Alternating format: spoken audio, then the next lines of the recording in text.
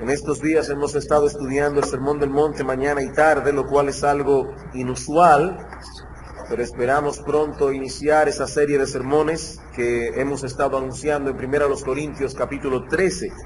Pero por hoy vamos a continuar viendo el texto que empezamos que continuamos estudiando esta mañana. Lo comenzamos a estudiar el domingo pasado, Mateo capítulo 7, si son tan amables por favor, Mateo capítulo 7, y vamos a leer una vez más los versículos 1 al 5.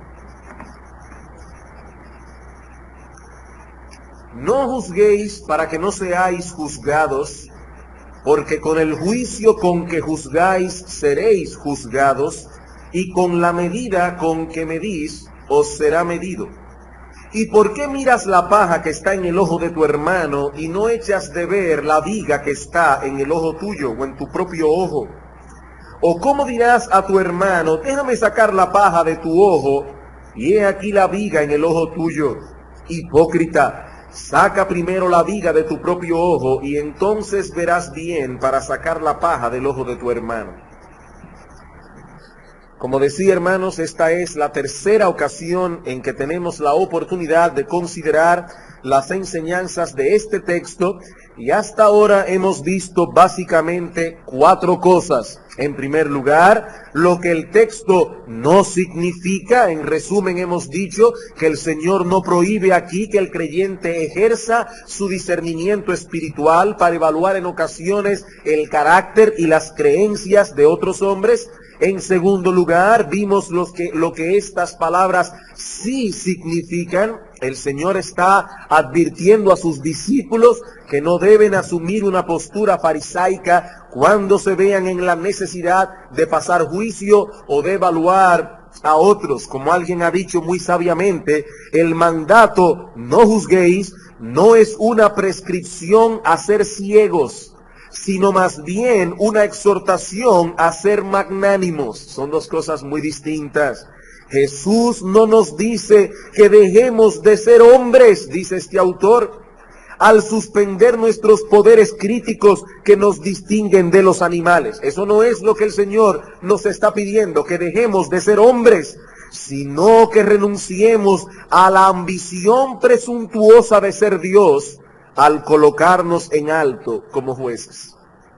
Así que hemos visto lo que estas palabras no significan, hemos visto lo que estas palabras sí significan. En tercer lugar, vimos esta mañana cómo se manifiesta ese espíritu que Cristo condena aquí. ¿Cuáles son los síntomas que evidencian este mal? Y esta mañana consideramos 5 síntomas específicos. Síntoma número 1, la tendencia a emitir críticas innecesarias. Síntoma número 2, la tendencia a llegar a conclusiones apresuradas. Síntoma número 3, la tendencia a evaluar las motivaciones internas de los demás. Síntoma número 4, la tendencia a enfatizar el lado negativo de las cosas. Síntoma número 5, la tendencia a establecer normas arbitrarias de santidad por medio de las cuales condenamos o absolvemos a los demás. Estos síntomas son impartidos, hermanos, porque queremos ser doctores de nuestra alma. Y si queremos saber si estamos o no incurriendo en este mal, tenemos que saber cuáles son las manifestaciones específicas que evidencian este mal. Pero esta mañana pudimos comenzar a tocar también las razones que da el Señor para ponerle un alto a ese espíritu de crítica pecaminosa. Pero por causa del tiempo solo pudimos considerar una de esas razones. Versículo 1. No juzguéis para que no seáis juzgados. ¿Por qué debemos dejar de criticar? Porque daremos cuenta a Dios por ello. Algún día, dice Pablo en 2 Corintios capítulo 5 versículo 10, todos nosotros compareceremos delante del tribunal de Cristo. No para que se decida allí donde pasaremos la eternidad. No, si eres creyente en Cristo, eso ya fue decidido. Pero sí tendremos que dar cuentas de nuestra fidelidad. Nos presentaremos delante de Dios no como un criminal comparece delante de su juez, no. Así comparecerán únicamente los impíos en el día del juicio, no los creyentes. Pero los creyentes se presentarán ante Dios como lo hace un siervo delante de su amo para dar cuentas de su servicio. Que dice Pablo que es necesario que todos nosotros comparezcamos delante de ese tribunal para dar cuentas, hermano. Y una de las cosas por las que tendremos que dar cuenta, según la enseñanza de Cristo en Mateo 7:1, es la forma en que juzgamos a otros. En ese juicio no se traerá a colación los pecados que cometimos cuando éramos incrédulos. No, tales pecados, hermanos, fueron lavados y borrados por la sangre de Cristo, que la sangre que Él derramó en la cruz del Calvario. Tampoco se traerán a colación en ese juicio los pecados cometidos después de la conversión y que fueron apropiadamente confesados, porque Dios promete olvidarlos en su palabra. Pero, y aquí está el motivo de temor, pero esas personas que se pasan la vida emitiendo juicio a diestra y a siniestra, como si tal cosa no fuese un pecado, como si Dios los hubiese constituido como jueces de los demás, con licencia para hablar de otros lo que se le antoje, tendrán que dar cuenta por ello en aquel día. De alguna manera, hermanos, que no alcanzamos a comprender del todo, seremos afectados en ese juicio por la forma en que juzgamos a los demás. Como decía esta mañana, la Biblia no nos da muchos detalles acerca de ese juicio por el cual el creyente pasará. Y seguramente ustedes, al igual que yo, tienen muchas interrogantes al respecto. Pero la Biblia revela lo necesario para infundir en nosotros temor. Hermanos, para que nos pongamos un zipper en la boca. La Biblia por lo menos revela lo necesario para infundir en nosotros temor. Romanos capítulo 14. Romanos capítulo 14, versículo 10.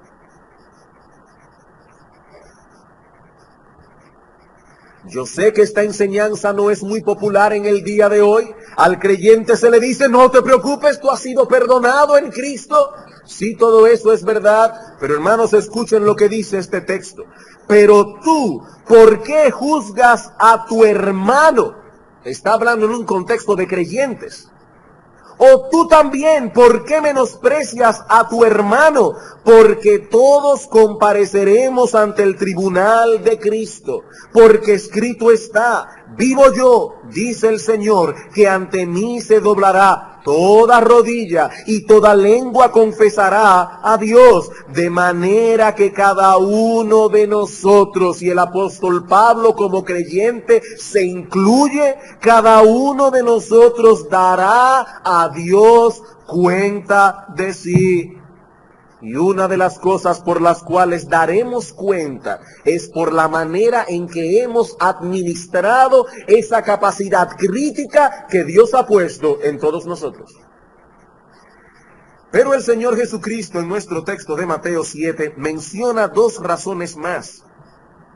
Y si esta no fue suficiente, espero, hermanos amados, que estas dos restantes amarren nuestras conciencias y nos llenen de temor reverente delante de Dios.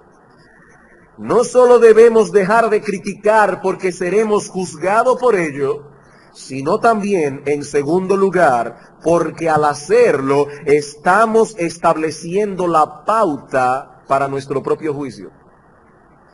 Porque al hacerlo, estamos estableciendo la pauta por medio de la cual Dios nos juzgará a nosotros. Versículo 2 del capítulo 7. Porque con el juicio con que juzgáis, y si quieren traducirlo de otra manera más clara, porque con el tipo de juicio con que juzgáis, seréis juzgados, y con la medida con que medís, os será medido. El doctor Martin Lloyd-Jones afirma que esta es una de las declaraciones más alarmantes de toda la Biblia. Y otro hombre de Dios dijo acerca de este texto que es una de las declaraciones más aterradoras del Sermón del Monte.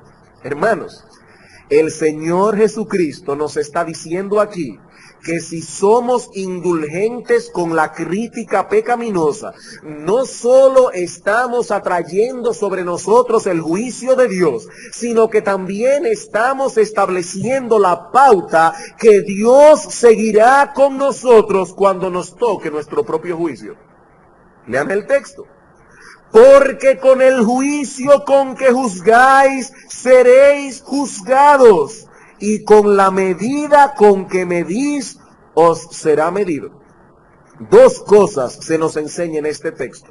En primer lugar, que la disposición con que nosotros pasamos juicio sobre otros será la disposición con que Dios nos juzgará. Dice Cristo, porque con el tipo de juicio con que juzgáis, seréis juzgados. Pero en segundo lugar también nos enseña el Señor que en ese juicio se usará la misma medida de evaluación que nosotros usamos para otro. Dice el Señor, con la medida con que medís, os será medido. En otras palabras, lo que el Señor nos está advirtiendo aquí, de la forma más solemne posible, es que la forma en que juzgamos a otros, la disposición con que lo hacemos y la norma que usamos para juzgar será como un boomerang que se volverá contra nosotros. Como no vivimos en Australia y hay muchos niños aquí, ¿qué es eso del boomerang? Es una cosa que usted la tira por el aire y al rato vuelve otra vez al lugar de origen. Cuando asumimos el papel de jueces, estamos diciendo con esto, escuchen bien hermanos, estamos diciendo con esto que tenemos suficiente luz sobre el asunto, tanta luz como para constituirnos en jueces de los demás. Por tanto, como clamamos tener conocimiento y sabiduría, no podremos alegar ignorancia cuando Dios pase juicio sobre nosotros. Hemos sido lo suficientemente sabios como para evaluar el pecado en otros. Entonces no podremos alegar ignorancia delante de Dios en aquel día. Es por eso que Santiago nos dice en el capítulo 3, versículo 1 de su epístola, no os hagáis maestros muchos de vosotros, sabiendo que recibiremos mayor condenación. Y la Biblia, la versión de las Américas, dice, sabiendo que recibiremos un juicio más severo. Matthew Henry comenta al respecto. Aquellos que se colocan a sí mismos como jueces y censuradores de los demás recibirán una condenación mayor. El juicio que hacemos de los demás hará que nuestro propio juicio sea más estricto y más severo. Hermano, si tú eres hipercrítico, prepárate desde ahora a presentarte delante de Dios. Prepárate, porque tu juicio será más estricto. Eso es lo que enseña la palabra de Dios. Vamos a ver otros textos de las Escrituras. En Lucas capítulo 12, versículo 48 dice el Señor, a todo aquel a quien se haya dado mucho, mucho se le demandará. Y al que mucho se le ha confiado, más se le pedirá. Si tienes tanto discernimiento que te has tomado la libertad de constituirte en juez de los demás, hermano mío, hermano querido, espera de Dios un escrutinio más estricto.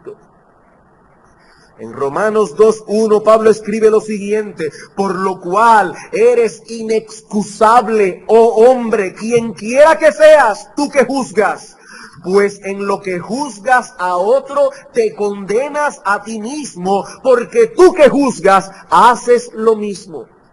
El problema es que muchos de nosotros somos bien entendidos cuando tenemos que pasar juicios sobre los demás. Vemos claramente el pecado en otros, Pero cuán difícilmente nos apercibimos de nuestro propio pecado. Nosotros tenemos dos varas, una para medirnos a nosotros mismos y otra para medir a los demás. Pero Dios tiene una sola vara y Él va a usar la que tú uses. Él va a usar la misma que uses tú. Usamos una vara bien estricta para medir a los otros. Pero entonces somos bien suaves cuando tenemos que evaluarnos a nosotros mismos, incluso en esas mismas cosas en las que juzgamos a otros. Somos como David en ese sentido. David había cometido pecado con la mujer de Urías Eteo, y cuando Natán fue delante de su trono real, le dijo: David, escucha lo que ha sucedido en tu reino. Un pobre hombre tenía una sola ovejita, y un hombre rico tenía muchas ovejas. Y como llegó una visita a la casa del hombre rico, en vez de coger una de sus ovejas y sacrificarla, este hombre fue tan cruel y tan vil que le cogió la única ovejita a ese hombre pobre. ¿Qué tú crees, David, que se debe hacer con ese hombre? David inmediatamente sacó su vara para juzgar a otro. ¡Ese hombre es digno de muerte! Natán le dijo: así mismo, David, y tú eres ese hombre. Y tú eres ese hombre. Y Dios no tiene dos varas distintas para juzgar. Dios juzga con una sola vara. Lo que el Señor nos enseña en Mateo 7:2 es que en el día del juicio no usarán una medida más fuerte para el otro y más benigna para ti. No, se usará la misma vara que usaste tú. Mateo capítulo 5, versículo 7.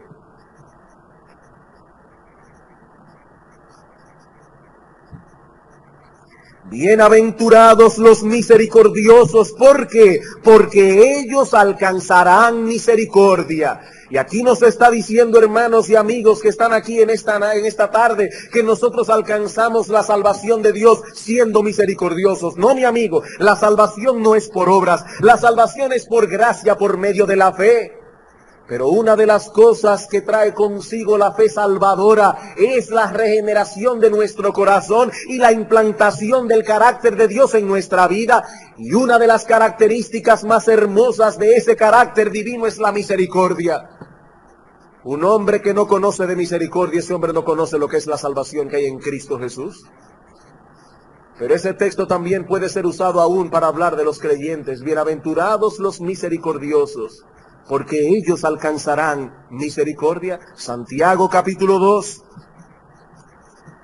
Santiago capítulo 2, y hermanos, en esta semana estudiando este texto de Santiago capítulo 2, mi alma ha tenido que temblar muchas veces delante de Dios. Santiago capítulo 2, versículos 12 y 13. Así hablad y así haced, como los que habéis de ser juzgados por la ley de la libertad. Y ahora escucha, hermano mío, porque juicio sin misericordia se hará con aquel que no hiciere misericordia, y la misericordia triunfa sobre el juicio. Lo primero que nos enseña Santiago aquí, una vez más, es que todos compareceremos algún día delante de Dios. Y seguramente todos queremos que en aquel día Dios nos trate con misericordia, aún siendo juzgados como creyentes. Esperamos que Dios, cuando comparezcamos como creyentes delante de su tribunal, nos trate con misericordia. Deseamos que en ese día Dios tome en cuenta todas las causas atenuantes que estuvieron envueltas en las diversas cosas que serán juzgadas. Bien, hermanos, si eso es lo que desea, escucha con atención lo que dice Santiago al respecto. Así hablad y así haced, como los que habéis de ser juzgados por la ley de la libertad, porque juicio sin misericordia se hará con aquel que no hiciere misericordia. Simón Kistemaker hace una buena observación acerca del significado de este texto que quisiera compartir con ustedes esta noche. Dice él: Dios nos concede gratuitamente su misericordia cuando se la pedimos. No es que si yo hago misericordia, entonces Dios me da misericordia, porque entonces ya no sería misericordia. No, misericordia es lo que me dan sin yo merecerlo. Dios me da misericordia cuando se la pido, pero Él espera que le imitemos. cuando nos negamos a hacerlo o somos remisos a tener misericordia de nuestro prójimo, Dios nos retira la suya por un momento y nos aplica en su lugar juicio sin misericordia. Seremos medidos por esa misma vara que usamos para los demás. Sigue diciendo él. Tener misericordia no significa poner de lado ocasionalmente la justicia para demostrar bondad. Hay algunas personas que piensan misericordia, eso significa que yo debo poner a un lado la justicia y no juzgar. No. Jesús más bien da a entender que debemos aplicar tanto la misericordia como la justicia. Debemos considerar que la misericordia y la justicia son normas iguales y aplicar ambas. La misericordia no cancela la justicia, ni la justicia anula la misericordia. Hermanos, Dios espera de nosotros que actuemos bajo el influjo de estas dos cosas, justicia y misericordia. Veamos algunos textos. Miqueas capítulo 6, versículo 8.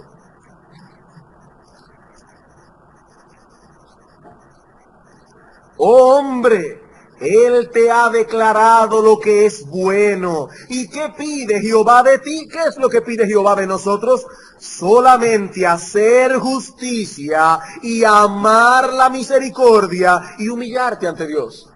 Las dos cosas, ¿qué pide Dios? Hacer justicia y amar misericordia. No justicia sin misericordia, no misericordia sin justicia. Ambas cosas a la vez. Zacarías capítulo 7, versículo 9. Zacarías capítulo 7, versículo 9, el penúltimo profeta del Antiguo Testamento. Así habló Jehová de los ejércitos diciendo, juzgad conforme a la verdad y haced misericordia y piedad cada cual con su prójimo. Como ven, hermanos, estas dos cosas no son irreconciliables.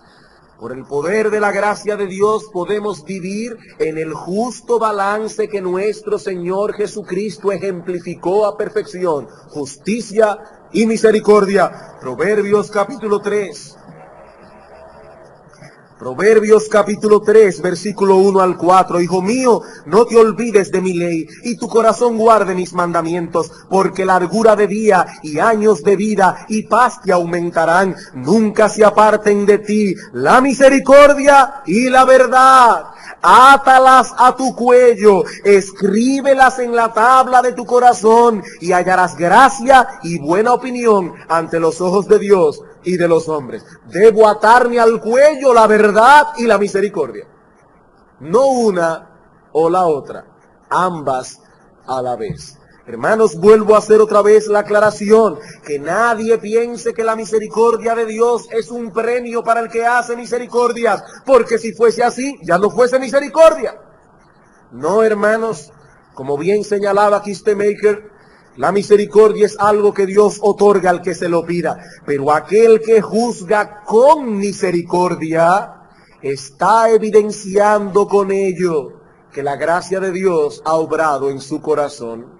Y tal persona puede anticiparse con confianza al día del juicio, porque sabe que esa gracia divina que ha obrado en él, el ser misericordioso, le hallará misericordia delante del trono de Dios en aquel día. Segunda Timoteo capítulo 1, versículos 16 al 18. Y hermanos, estoy multiplicando los textos para que nadie diga por allí, eso es en el Sermón del Monte, es un asunto que se va a aplicar en el milenio. No, hermanos. No, hermanos. Eso es algo que se enseña en toda la Biblia.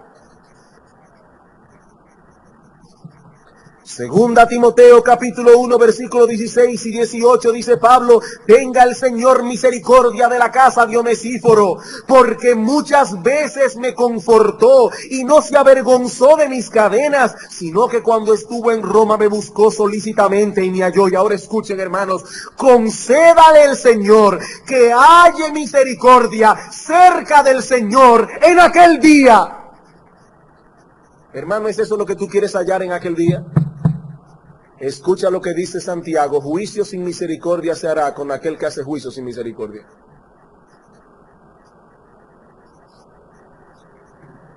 Hermano, cuando estés en la presencia de Dios en aquel día, ¿qué es lo que deseas obtener de Él? ¿Verdad que deseas que Dios te trate con suavidad, con misericordia, con compasión? Que cuando Dios evalúe tus fracasos y aún tus caídas, tome en cuenta todas las circunstancias que te rodeaban en aquel momento. Tome en cuenta tus debilidades como ser humano. Tome en cuenta las luchas violentas que tenías con tus corrupciones particulares. ¿Eso es lo que tú quieres encontrar en aquel día? ¿No es así? Que Dios ponga la mejor construcción de las cosas al evaluarte. Que tenga compasión de ti. Oh, mi hermano, así debes entonces juzgar a los demás. Con la clase de juicio que usas al juzgar, serás juzgado. Hermano, el único que tiene derecho a hacer juicio sin misericordia es Dios. El único que tiene derecho a hacer juicio, a juzgar sin misericordia, es Dios. Si Dios decidiera pasar juicio sin misericordia, estaría haciendo uso de un derecho que le corresponde, porque Él es infinitamente justo. Y su justicia infinita demanda una satisfacción. Por eso murió Cristo en la cruz del Calvario, para satisfacer la justicia perfecta de Dios. Hermanos, si hoy no estamos en el infierno, es porque Dios ha decidido tener misericordia de nosotros. Pero no lo olvides, Él no está obligado a tener misericordia. La misericordia divina es ejercida libremente, por el puro afecto de su voluntad. Él puede, si quisiera, tratarnos únicamente con justicia. Ahora, hermanos, Él ha decidido tratarnos con misericordia.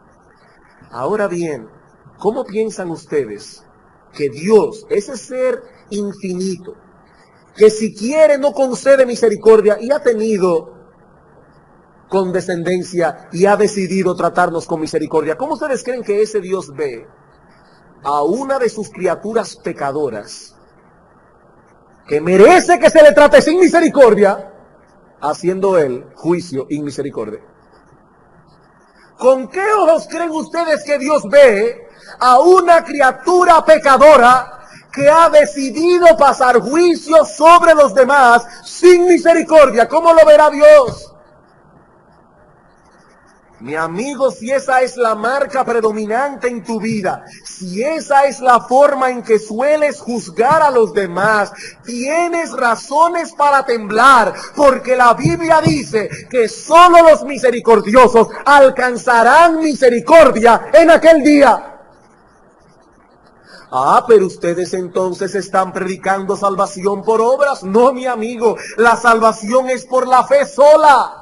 Pero si una persona no sabe tener misericordia, no importa que clame ser creyente, está demostrando con eso que no conoce la gracia de Dios en Cristo y que va camino a una condenación eterna en el infierno. ¿Recuerdan ustedes cuando el apóstol Pedro preguntó al Señor, Señor, ¿cuántas veces perdonará mi hermano que peca contra mí? 7. Cristo dice, no, Pedro, hasta 70 veces 7. Y le hace aquella historia, aquel relato parabólico del hombre a quien se le perdonó mucho y luego no fue capaz de perdonar poco. Y cuando el rey se enteró de la falta de perdón y de compasión que tuvo ese hombre hacia su hermano, ¿qué hizo el rey? Lo encerró en la cárcel y dice, allí será el lloro y el crujir de dientes. Sí sabemos que la salvación es por la fe sola, pero bien nos enseña Santiago que la fe genuina nunca viene sola. Y una de las pruebas que evidencian la genuinidad de nuestra fe es un espíritu compasivo y misericordioso que se ha de manifestar a través de la forma en que juzgamos a los demás. El Señor dijo en una ocasión en Mateo capítulo 12, versículos 36 al 37, precisamente, hermanos, en el contexto de un juicio ácido, un juicio errado que los fariseos habían hecho respecto a su persona. Dice el Señor, mas yo os digo que de toda palabra ociosa que hablen los hombres, de ella darán cuenta en el día del juicio, porque por tus palabras serás justificado y por tus palabras serás condenado. He ahí, hermanos, la evidencia de la fe. lo que tú hablas. He ahí la evidencia de la fe. Pero nuestro texto contiene todavía una tercera razón. El Señor indudablemente quería persuadirnos a que dejásemos de criticar. Y nos da otra razón en el texto. Mateo capítulo 7, versículos 3 al 5. ¿Por qué debemos dejar de ser criticones? Primero, porque daremos cuenta a Dios por ello. Segundo, porque con esas críticas estamos estableciendo las pautas de nuestro propio juicio. En tercer lugar, versículos 3 al 5, porque si somos hipercríticos, estamos inhabilitados para juzgar a otros. Porque si somos hipercríticos, estamos inhabilitados para pasar un juicio justo sobre otros. Versículo 3 al 5. ¿Y por qué miras la paja que está en el ojo de tu hermano y no echas de ver la viga que está en tu propio ojo? ¿O cómo dirás a tu hermano, déjame sacar la paja de tu ojo y he aquí la viga en el ojo tuyo? Hipócrita, saca primero la viga de tu propio ojo y entonces verás bien para sacar la paja del ojo de tu hermano. Es indudable que en estos versículos el Señor hace uso de lo que se conoce como un lenguaje hiperbólico. Se exagera con el propósito de hacer más clara la enseñanza. Cuando usted dice, tengo un hambre que me comería un caballo, es evidente que usted no quiere comerse un caballo. Está hablando en un lenguaje hiperbólico. Y es esa figura hiperbólica o ese tipo de lenguaje hiperbólico el que el Señor usa aquí para hacer más clara su instrucción. Aquí tenemos a un individuo que tiene una pequeña paja en el ojo. Una de esas partículas que lleva el viento y que por casualidad o por las cosas de la vida se le introduce en el ojo a la persona. Pero aquí tenemos a otro que tiene atravesado una viga. Para ponerlo en lenguaje moderno, este tiene una pajita y este otro tiene un poste de teléfono atravesado en el ojo. Esa es la idea que la palabra viga da. Y ahora resulta que el que tiene el poste atravesado dice estar preocupado por la salud de su amigo. Le molesta ver que su amigo tiene una pajita introducida en su ojo. Y el Señor hace a este hombre dos preguntas para hacerle ver que él está inhabilitado para quitarle la paja del ojo de su hermano.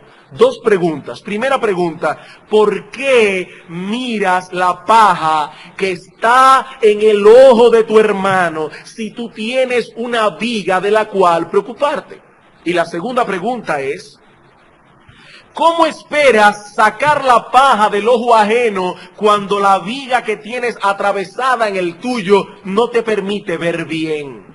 Noten, hermanos, las dos preguntas. ¿Por qué y cómo? ¿Por qué lo quieres hacer y cómo esperas hacerlo? Veamos estas dos preguntas por separado. Al preguntar por qué, el Señor se dirige directamente al asunto de la motivación. ¿Qué motivación puede tener una persona que tiene una viga atravesada en su propio ojo en sacar una pajita que está en el ojo del otro? ¿Qué motivación puede tener?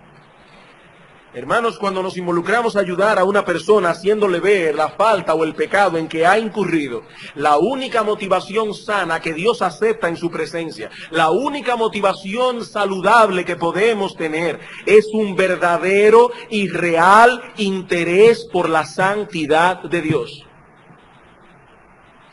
Solo un hombre que tiene un verdadero y real interés por la santidad de Dios puede ayudar a otro a andar en santidad. ¿Eso no es evidente?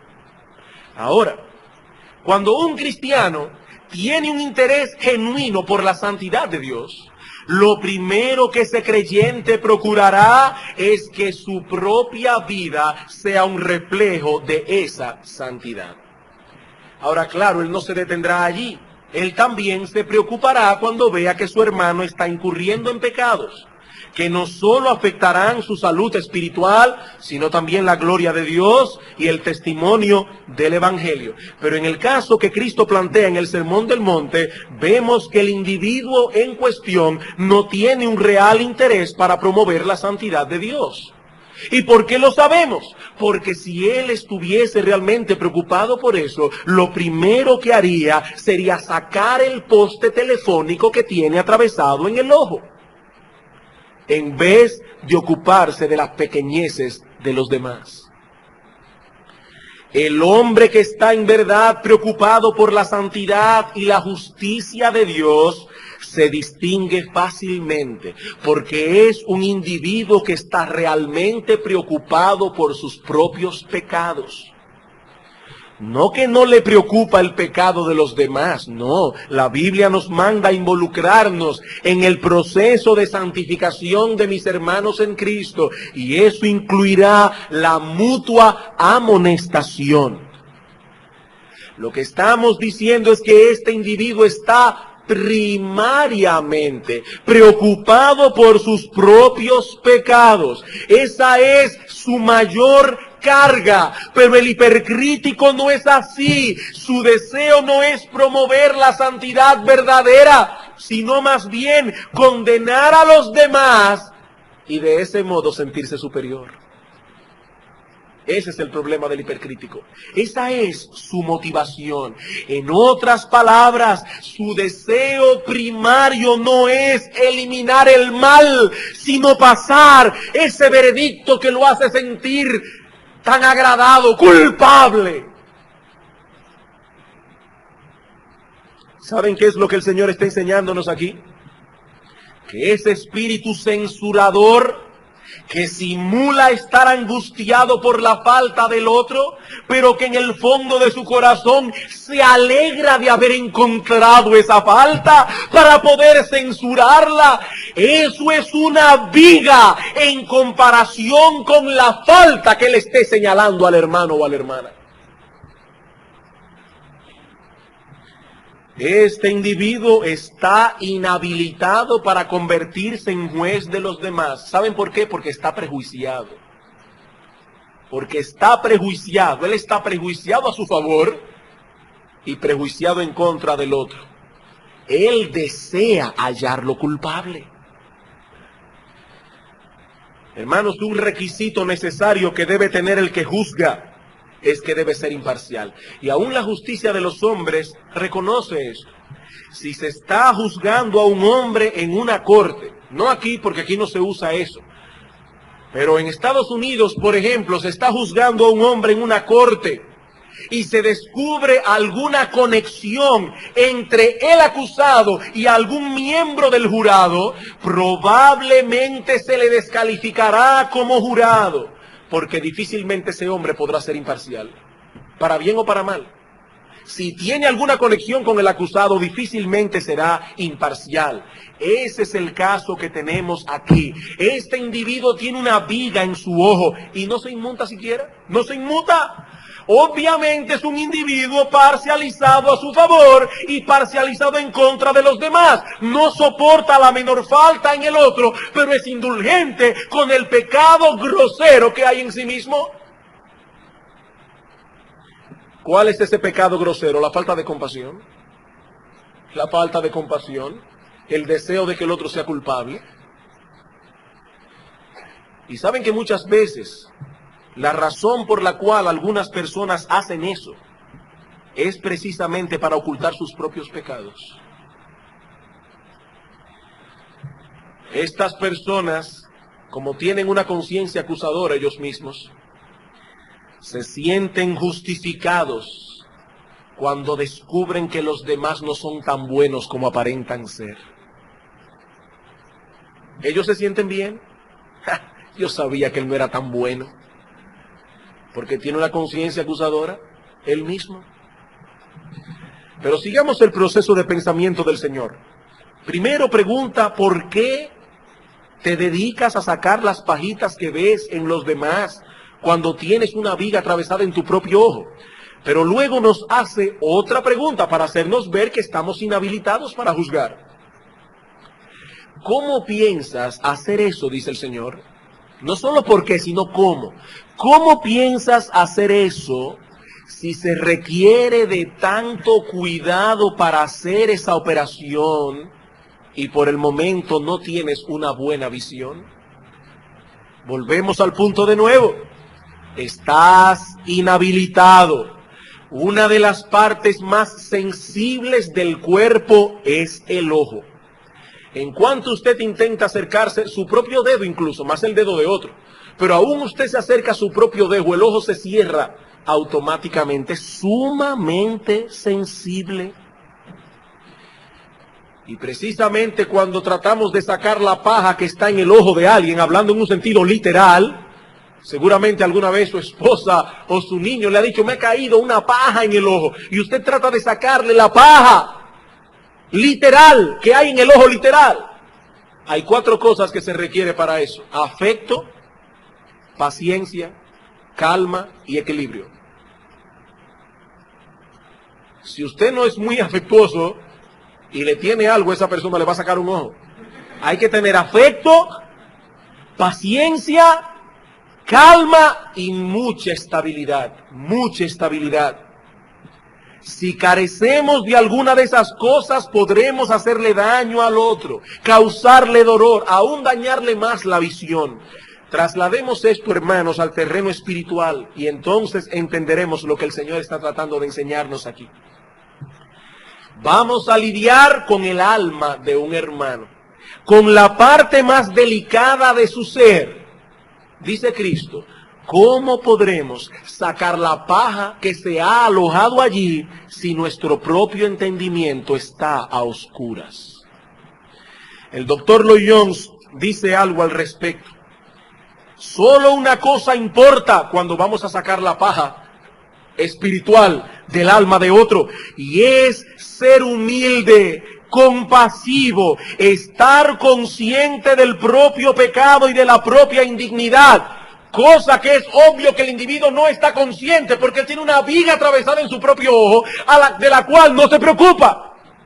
Dice Lloyd Jones, para hacer eso hay que ser humilde, compasivo, estar consciente del propio pecado y de la propia indignidad.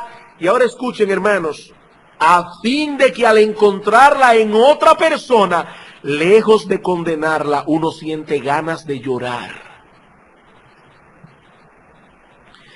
Se está lleno de compasión y simpatía. Se desea realmente ayudar. Como el individuo ha trabajado con su propia viga, dice Lloyd Jones, se ha disfrutado tanto del librarse de lo malo que había en uno, que se desea que la otra persona tenga el mismo placer y el mismo gozo. ¿Acaso no es a eso que se refiere el apóstol Pablo en Gálatas capítulo 6, versículo 1, cuando dice, hermanos, si alguno de vosotros es sorprendido en alguna falta, vosotros que sois espirituales, restauradle? Sí, pero ¿cómo? Con espíritu de mansedumbre, considerándote a ti mismo, no sea que tú también seas tentado. Hermanos, para ser un buen oculista espiritual, debemos conocer nuestra propia condición y entonces estaremos capacitados para lidiar con las faltas de los otros. Pero el hombre hipercrítico no está interesado en hacer eso. Él está más bien tan ocupado en las faltas de los demás que no tiene tiempo siquiera para darse cuenta que tiene un poste atravesado en su ojo. ¿Y cuál es el juicio que Cristo hace de este hombre? Un juicio muy severo. Versículo 5, Cristo le dice, hipócrita. ¡Hipócrita! Esta palabra proviene del mundo del teatro. Un hipócrita no era otra cosa que un actor que representaba un papel, alguien que pretendía por un tiempo ser lo que no era. El hipercrítico es un hipócrita porque pretende ser un hombre de profunda espiritualidad, pretende estar muy interesado en promover la santidad, en ayudar a otros, cuando en verdad él está más interesado en denunciar el error y en condenarlo. ¿Saben para qué? Para confirmar que él es superior. Y Cristo dice, hipócrita, hipócrita. Es ese sentido de superioridad lo que lo lleva a convertirse en juez de todo el mundo. Se acerca al hermano, como dice el Señor en el versículo 4, y con aire de superioridad le dice: déjame sacar la paja de tu ojo. Permíteme mostrarte lo mal que andas en tu vida. Permíteme que yo te ayude a caminar por las sendas de justicia. Pero si lo hace con esa actitud, es muy probable que termine introduciendo su dedo en el ojo del otro. Porque es un individuo que no tiene cuidado, es un individuo sin compasión. Bien, hermanos, he aquí las 3 razones que usa el Señor. Yo no he terminado. Las 3 razones que usa el Señor en el texto para persuadirnos a que desistamos de estar juzgando, criticando y condenando a las personas. ¿Cuáles son? Primero, vamos a ser juzgados por ello, no se olviden. Segundo, la forma en que juzgamos a los demás establecerá la pauta por la cual nosotros seremos juzgados. Tercero, estamos incapacitados para realizar la labor que pretendemos realizar. Y ahora viene la pregunta: ¿qué yo debo hacer entonces? Eso nos lleva a nuestro último punto, que veremos de verdad muy brevemente, la solución del problema. La solución del problema. Puede ser que haya algunos aquí que digan: bueno, a partir de hoy, 0 amonestación, yo no me meto con nadie. No, hermano, esa no es la solución. Eso sería pecaminoso. Como ya hemos visto, eso no es lo que el Señor desea que hagamos. ¿Cuál es entonces la solución ofrecida por el mismo Cristo? Versículo 5.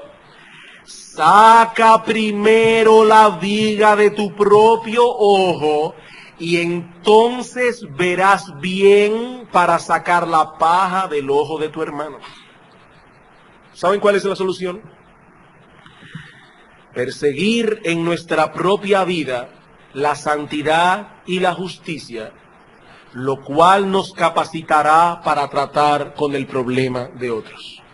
El Señor dice aquí: saca primero la viga de tu propio ojo. ¿Y luego qué? ¿Olvídate de tu hermano? No, eso no es lo que dice el texto. Ahí dice: entonces verás bien para sacar la paja del ojo de tu hermano. Tendrás paciencia, sensibilidad, compasión, misericordia, calma, para poder realizar una operación tan delicada. No vendrás delante del hermano como un ángel desencarnado que acaba de bajar del cielo. En ese espíritu de: yo no entiendo cómo un cristiano puede caer en el estado en que tú estás. No, vendrá con compasión, con humildad, en el espíritu que Pablo describe en 1 Corintios capítulo 13, que si bien no se goza de la injusticia, sino que se goza de la verdad, es al mismo tiempo benigno cuando tiene que decir la verdad. Cuando tiene que lidiar con las faltas y pecados de otros, lo hace en ese espíritu del que habla Pablo en Efesios 4:15, siguiendo la verdad en amor. La verdad, hermano, pero en amor. No tenemos que sacrificar una cosa por la otra, el amor por la verdad, la justicia por la misericordia. No, ambas cosas deben estar presentes en nuestras vidas. Este hombre no deja a un lado la justicia para ser misericordioso, ni deja a un lado la verdad para ser benigno. Pero a menudo recuerda sus propias luchas. A menudo recuerda su propio dolor al lidiar con sus pecados y caídas, y cuando descubre esas mismas faltas en otros, cuánta tristeza le causa en su corazón y cuánto deseo tiene de ayudar. ¿Ven cómo funciona esto? Primero sacamos la viga de nuestro propio ojo porque lidiamos con nuestros pecados, y eso nos equipará para tratar con el pecado de los otros cuando sea necesario. Así que el asunto, hermanos míos, no es echar a un lado nuestra capacidad de crítica o nuestro discernimiento. No, lo que el Señor desea que hagamos aquí, lo que el Señor señala aquí, es que el cristiano ejerce esa capacidad de crítica, primero para evaluarse a sí mismo antes de evaluar a los demás. ¿Qué hemos dicho en todos estos días? Que el Señor está comparando aquí la actitud del cristiano con la del fariseo. ¿Y qué era lo que hacía el fariseo?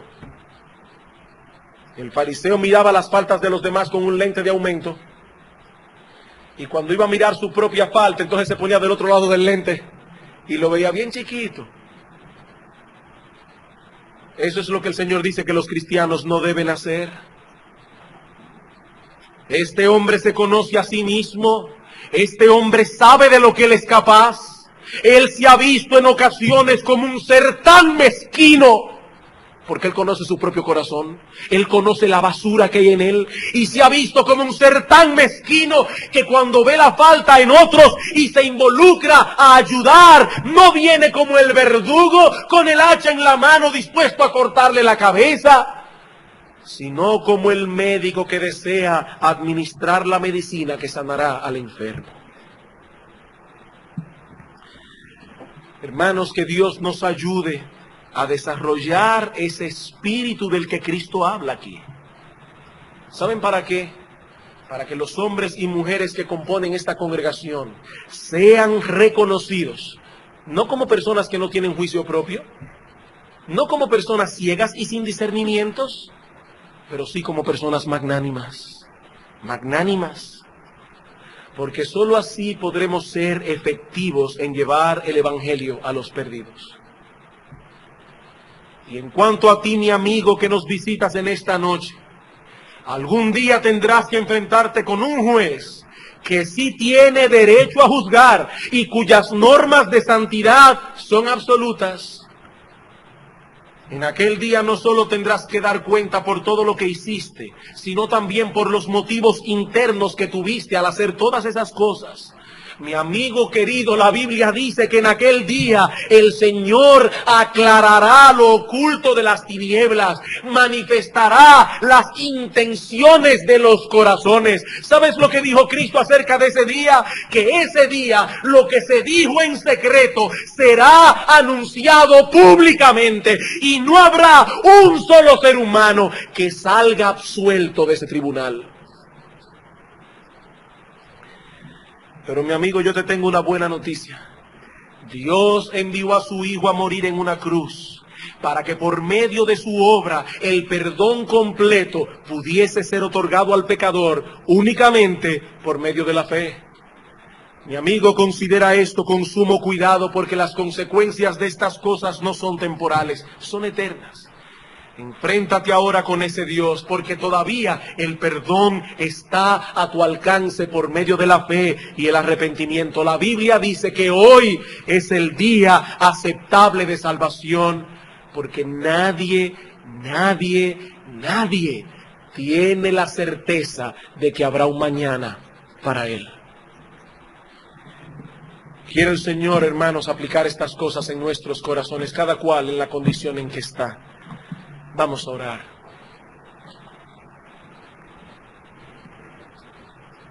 Al escuchar estas cosas, oh Señor, una vez más, te alabamos por la sangre que Cristo derramó en la cruz del Calvario.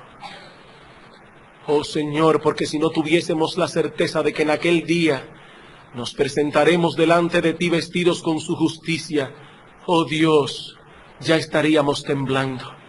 Pero gracias, oh Padre bueno, gracias, oh Padre bendito, por las promesas de tu palabra, porque en Cristo hay perdón para aquel que viene a Él en arrepentimiento y fe. Oh Señor, usa estas palabras que fueron predicadas en este domingo para traer a muchos hermanos en Cristo, traernos una vez más al arrepentimiento delante de ti, no para salvación, pero sí para estar delante de ti en una forma que sea agradable en tu presencia. Padre, perdona nuestros pecados y una vez más te suplicamos que nos des la gracia que necesitamos para poder aplicar estas cosas en nuestras vidas. Oh Señor, que nuestras lenguas puedan ser conocidas por aquellas características que el libro de Proverbio afirma que tiene la lengua del justo, que no es como espada, sino como una medicina. Padre bueno que estás en los cielos, también te imploramos por aquellos que nos visitan en esta noche. Oh Padre, una vez más te pedimos, trae a muchos al arrepentimiento.